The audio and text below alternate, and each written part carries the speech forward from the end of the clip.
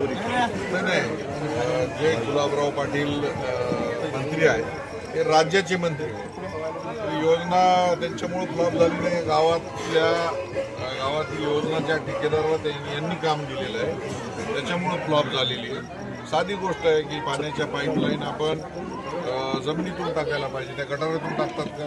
परंतु सातत्यानं मागच्या 20 वर्षापासून या मुदखेड शहराचं नाव अशोक चव्हाणांनी बदनाम केलेलं आहे। मुदखेड पॅटर्न म्हणून मुदखेड शहराचं नाव यांनी बदनाम केलं। पूर्ण महाराष्ट्रभर मुदखेड पॅटर्न म्हणलं की एकच आठवते, समोर पोलीसची गाडी, मागे पोलीसची गाडी आणि आतमध्ये 2 दिवस अगोदर पैशाचं वाटप, त्याला मुदखेड पॅटर्न असं नाव बदनाम झालेले। माझी मुदखेडवासियांना विनंती आहे की मुदखेड शहराचं नाव उज्ज्वल करण्यासाठी 20 वर्ष यांना संधी दिली, यावेळेस शिवसेनेला आपण संधी द्या।